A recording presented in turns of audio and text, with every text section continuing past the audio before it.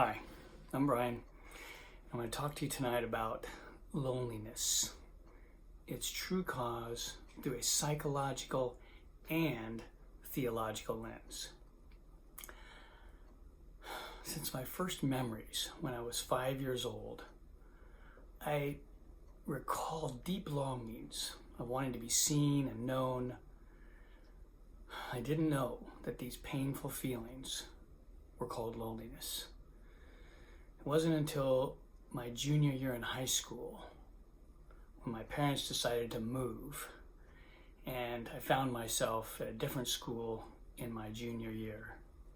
I lost all my long-term friends that I was accustomed to using to hide from my loneliness. I would not begin to deal with that pain of loneliness until, I would become overwhelmed by it in my 30s. So first of all, we're going to look at the psychological cause of loneliness and then the theological cause, okay? So to start with, psychologically, if we feel seen as we truly are, we will feel, if we don't feel, we are seen as we truly are, we're going to be lonely. We're going to feel lonely. To explain this reality, let's discuss friendship, okay? So why do we like someone or wish friendship from them? Well, it's because they show us acceptance in exchange for our acceptance. It's often subconscious, but they have qualities that we like, that we need because we lack them, or they're missing us in us. And we hope to gain from them by being connected from them. So if somebody's like outgoing, I hope to gain more sense of being able to conversate, or not having to conversate because they're going to carry it for me because I'm not that good at it. So we're created for relationship. We need acceptance and connections to grow. When humans are not growing, it harms us in many ways. And here are some more precise principles that pave the way to loneliness, okay? Rooted in the fact that we tend to dislike and avoid those whom we don't find acceptance and growth from. Here are 4 principles that are the path to loneliness. Okay, the first one is we avoid people when we get bothered by those who expose our impatience in us or something other. That's another thing that we don't like about ourselves because we want to like ourselves better or look better. So simply stated, they bring out emotions in us that we don't like or have trouble controlling inside of us, like anger, disgust, sadness. Generally, we tend to avoid these kind of people, and we choose rather to be alone than with somebody who irritates us. Most people choose to be around someone who makes us look good, and we feel good about ourselves. People who bring out the best in us, like a sports team. If we're good at sports, we want to hang out with our teammates. We want to be with them because they help me to either expose my own mastery or to grow in it, which feels good. We're often motivated to find new friends if a current friend becomes one of those irritating people. So here's the chief psychological cause of loneliness. When I don't feel seen and valued, I feel lonely. So why would I wish not to let people see me and value me? Why would I do that? Why would I wish to hide myself so I can't be seen by others and thereby create my own loneliness? Why? See, we do this in defense against the parts of ourselves that we don't like, even hate. When we're alone, we're without distraction that our minds tend to gravitate towards when we're alone. For instance, those parts of ourselves that we hate. I don't want to be around that part. It comes up when I'm alone. I don't want to be around it. So most of us, again, have these parts of us that we don't like, but also have parts of us that we feel strongly compelled to avoid. So when we take such action, knowingly or unknowingly, we send a subconscious or overt message to ourselves that we're not likable. If I don't like myself, I will tend to be with others who won't either. Or I tend to believe that they won't like me either. That's really what I meant to say. So consequently, I will hide myself, at least the icky parts, in hopes of increasing the chance that people will like me. So here it is, the true psychological source of loneliness. If I perceive myself to be hiding significant parts of myself, I will never, ever feel authentically seen. This produces feelings of loneliness. So, to the degree that I hide my true self is the degree I feel lonely. To the degree the part of me I'm hiding troubles me will correspond to the degree I feel lonely. Most importantly, hiding from those closest to me, especially if it's a spouse, it's a powerful boost of loneliness. Because if I believe that my spouse would not or could not accept me as I am, I have to stay hidden. I can't risk being rejected. And just a side note on this here, there's a kind of loneliness in a marital relationship that and if this comes up in a marital relationship, this kind of loneliness drives addictions of all types, especially in those spouses who hide in their own experience. And this constitutes, they keep hiding it because they're afraid of that rejection. They keep hiding that. And it's a primary reason for the emotional division that makes a path to marital infidelity. And again, it could be sexual, or it could be financial, or it could be a number of different things. But the addicted spouse tends to perceive their spouse as exacting or unaccepting, sometimes rightly because they are, and sometimes wrongly due to a parental wound. The hiding spouse needs the addiction to take the edge off the pain of loneliness. But that's another talk. If interested, please check out my talk on the desire for physical intimacy through a psychological and theological lens. And that's I elaborate more on that. So back to the parts of us, the parts of myself I habitually dislike. They only have one experience. I can't be loved the way I am. We typically do what we can to avoid these parts of ourselves or keep them hidden and thereby circulate a lack of love within us. We keep reinforcing this hiding by keeping them hidden, keeping those parts hidden. And it's easy to do, as these parts are often immature and inappropriate. It makes sense to keep them hidden. They're just going to mess things up. These good reasons for hiding keeps us then stuck in this pattern because of shame and unwillingness to work on such things, there is no belief that these things can ever be fixed. Our only choice seems to be the habit of avoidance. Sadly, avoidance just happens to be the recipe for anxiety and stress, which keeps us from thinking clearly about any type of solution, thereby keeping this foolish hiding in play.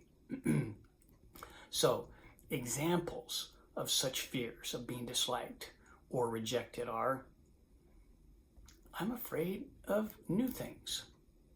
I'm afraid of making mistakes. I'm afraid of looking stupid. I'm afraid of being ugly or too heavy or too skinny. I'm afraid of the pain of rejection. As I said earlier, these parts can be obnoxious or inappropriate in their own panicked efforts to be like. For instance, I think I talk too much, so I shut down. I don't know what to say, so I don't talk enough. So I drink too much. Take the edge off that. Or I don't drink at all nowadays because everyone seems to drink and now I don't fit in. Or I could be reckless or stupid. I'm afraid I will get mad and lose my temper. I'll attack people or judge people or hate people or say dumb things that just get me hated, judged, or attacked. I can also have unskilled, uneducated parts. For instance, I can say, I don't know how to play sports, or I don't know how to keep a conversation going, or I don't have enough of education or the right kind of education. I don't know how to have fun, or how to relax, or I don't know how to be serious. All of the above amount to the one biggest fear, the fear of being unloved. This is why John, in the Beloved's letter, states, perfect love cast out all fear. Since I judge those things about me that I perceive as unlovable, I must hide to avoid the pain of being unloved. As I shared earlier, I spent most of my life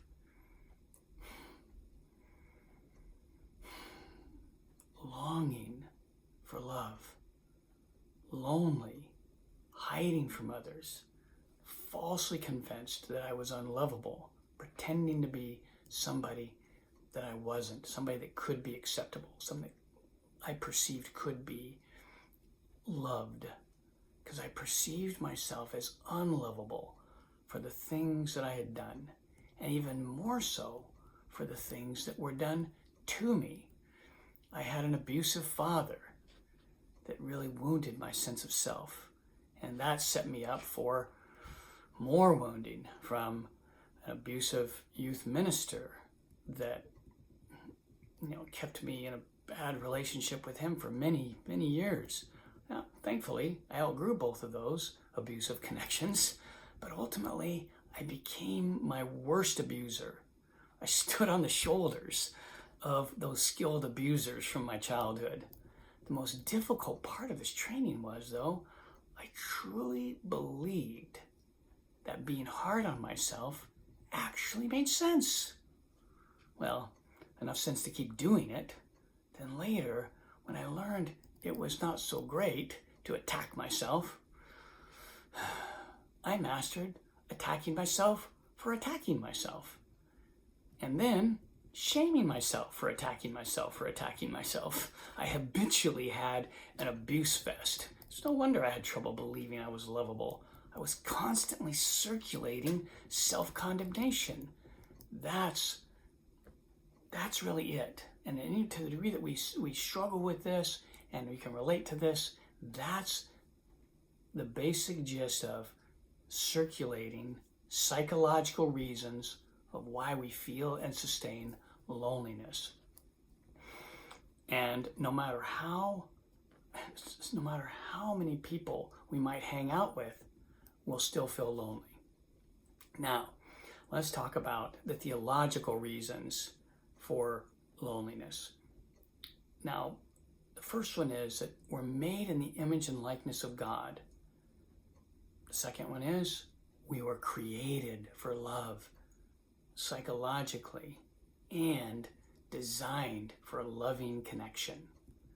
And third, the love we were created to receive from God eternally became ruptured in an event known as original sin. The reason I tolerated abuse from my father was because I was made for love, but I was born without it.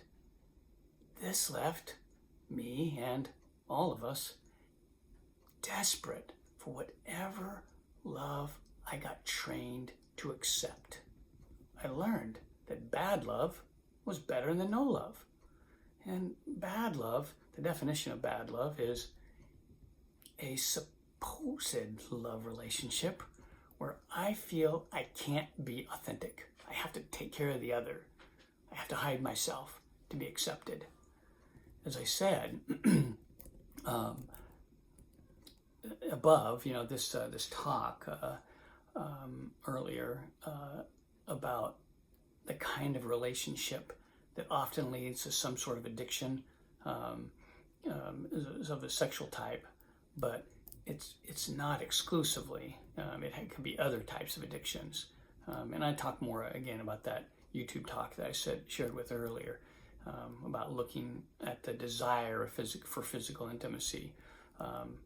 So again, I'd recommend that talk if you want to get into this more. But anyway, I talked about how bad relationship will lead to compulsively seeking fake relationships.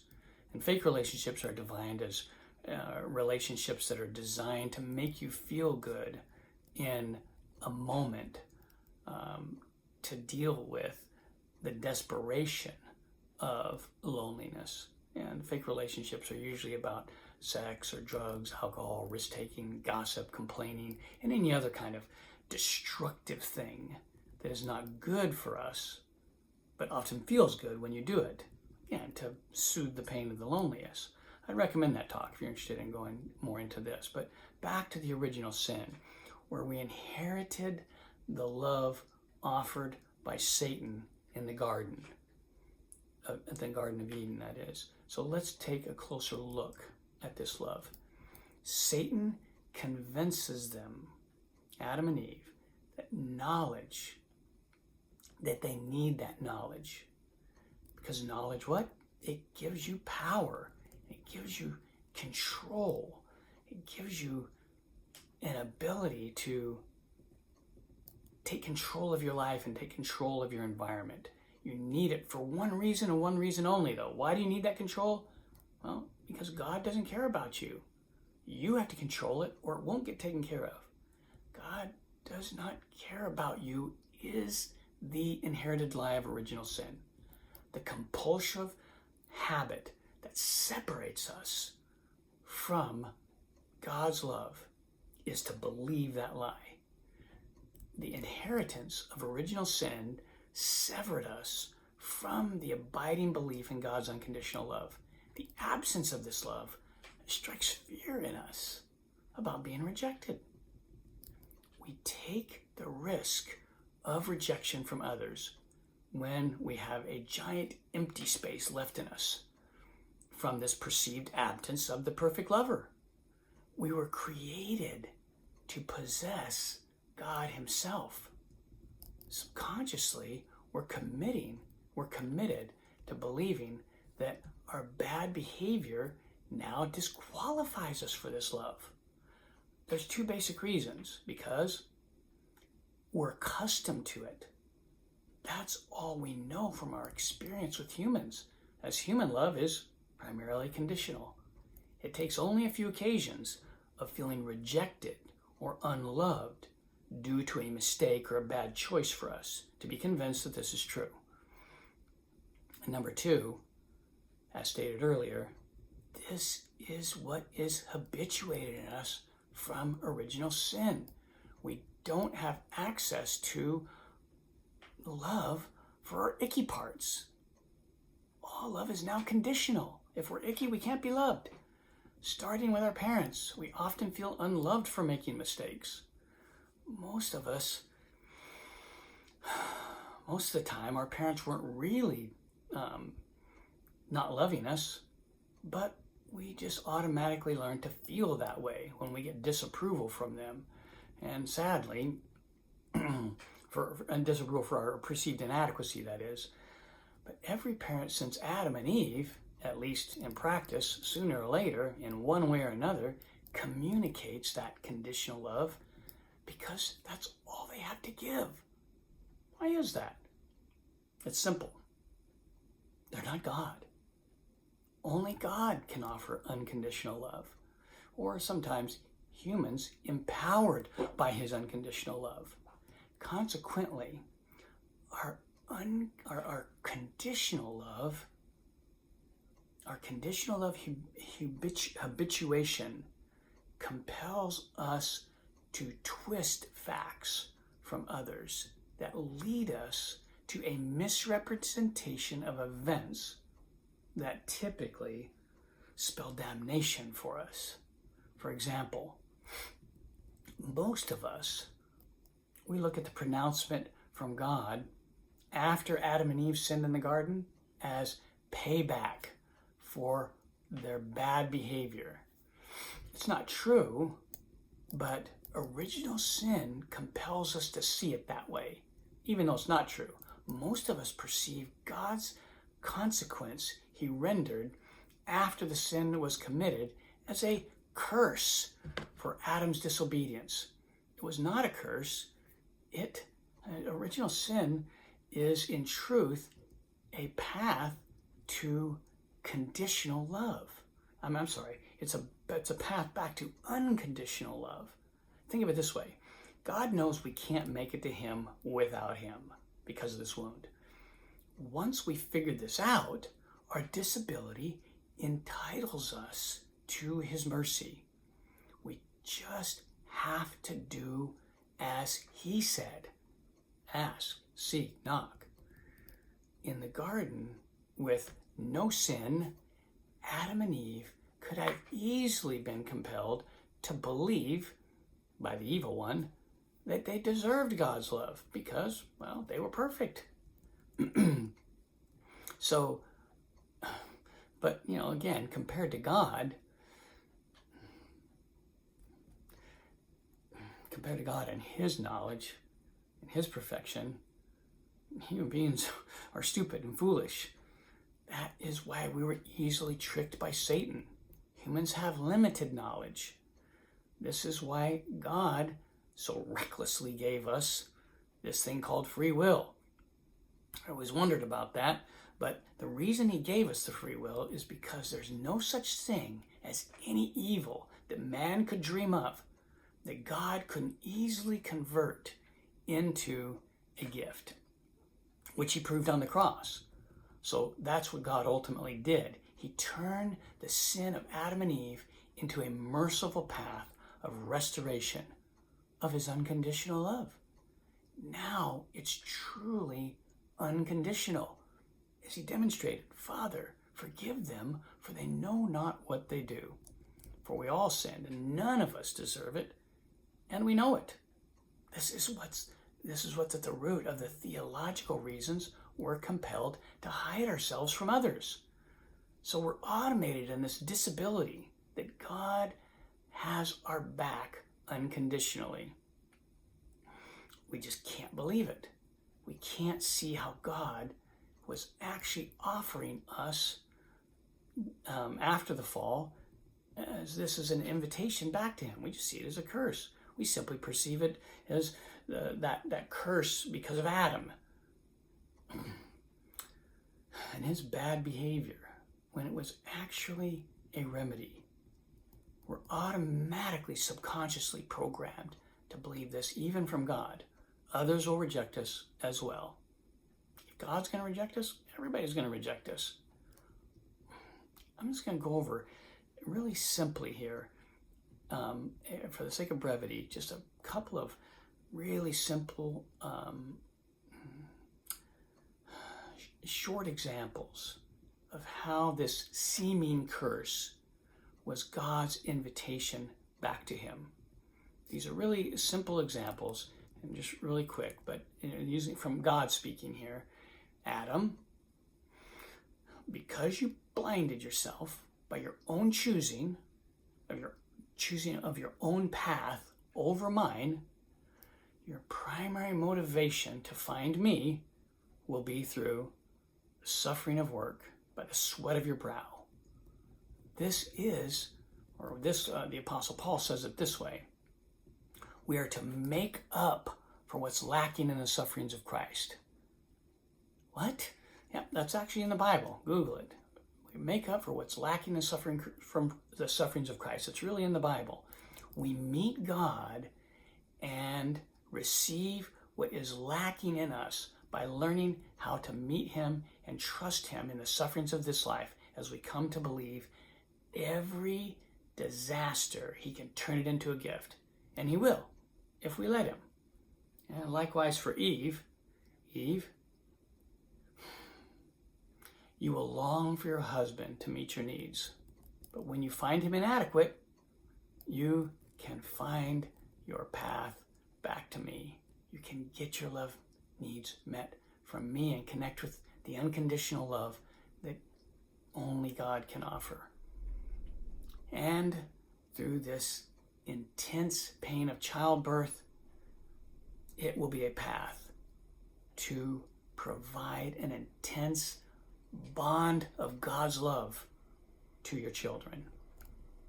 So these things, again, we don't necessarily see them that way, but over the years, this is what's been come down to us in the wisdom of the church that says, this is what this means.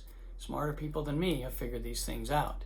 So, but these truths weren't really evident to us until Jesus came and revealed it to us on the cross. Paul made it clearer in his epistle, and that's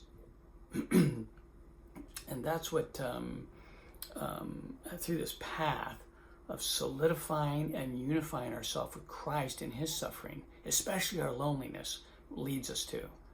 Since these truths are often hidden from us, we tend to be stuck in our wounds of insecurity and thereby our icky parts as something we need to hide. This is what sustains loneliness in us, especially towards the icky parts of us that we believe disqualify us for love. I know that was a lot of stuff there, and you may have to listen to this a few times to really get the gist of these pretty dense concepts I've offered you, but I encourage you to lean into this, especially this pain stuff. And in my next talk on loneliness, we'll talk about psychological and theological ways to begin solving this problem of loneliness that people find themselves stuck in due to the psychological and theological woundedness that we've all sustained, both psychologically and theologically.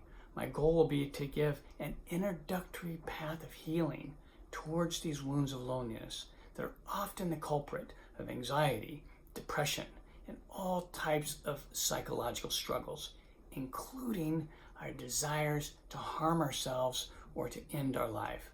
Please leave comments or questions. I hope that you find value in this and that you'll tune in for part 2. Take care.